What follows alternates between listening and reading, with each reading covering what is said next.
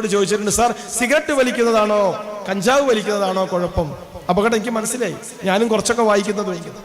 കാരണം മകനെ നീ കഞ്ചാവ് ഒരിക്കലും തുടരുത്, വല്ലപ്പോഴും ഒരു സിഗരറ്റ് വലിച്ചോ എന്ന് പറഞ്ഞാൽ അവർ കൃത്യമായി ഗൂഗിൾ സെർച്ച് റിസൾട്ടിന്റെ സ്ക്രീൻഷോട്ട് കൊണ്ടുതരും. A cigarette or marijuana which is more harmful എന്ന ചോദ്യത്തിന്റെ ഉത്തരം അതിലുണ്ടാവും. ആ ചോദ്യത്തിന്റെ ഉത്തരം മാത്രമേ ഉണ്ടാവും.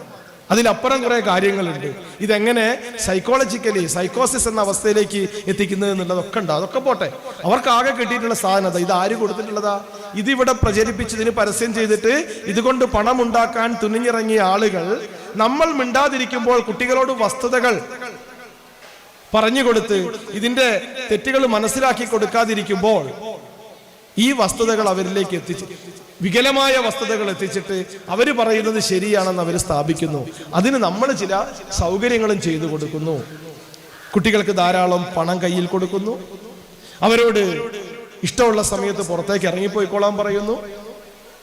10 മണി കഴിഞ്ഞാലും 18 വയസ്സ് തികയാത്ത കുട്ടികൾ റോഡിൽ മുഴുവൻ കറങ്ങിയടിക്കുന്നു. വീട്ടിലെ ബൈക്ക് അവർക്ക് യഥേഷ്ടം ഉപയോഗിക്കാൻ കൊടുക്കുന്നു.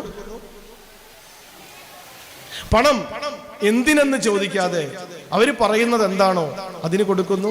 18 വയസ്സ് കഴിയാത്ത കുട്ടി ഏതെങ്കിലും രീതിയിൽ വീട്ടിൽ പണം കൊണ്ടുവന്ന് വന്നു കഴിഞ്ഞാൽ ഇത് നിനക്ക് എവിടുന്ന് കിട്ടി, ആര് തന്നു, ഇത് നീ എങ്ങനെ സമ്പാദിച്ചു എന്ന് ചോദിക്കുമ്പോൾ അവൻ പറയുന്ന ഉത്തരം ശരിയാണോ എന്ന് നോക്കാതെ നമ്മൾ അവനെ അഭിനന്ദിക്കാൻ പോകുന്നു. ആ പണം എങ്ങനെയാണ് കൊണ്ടുവന്നത് നമ്മൾ അന്വേഷിക്കുന്നില്ല. അന്വേഷിക്കണം.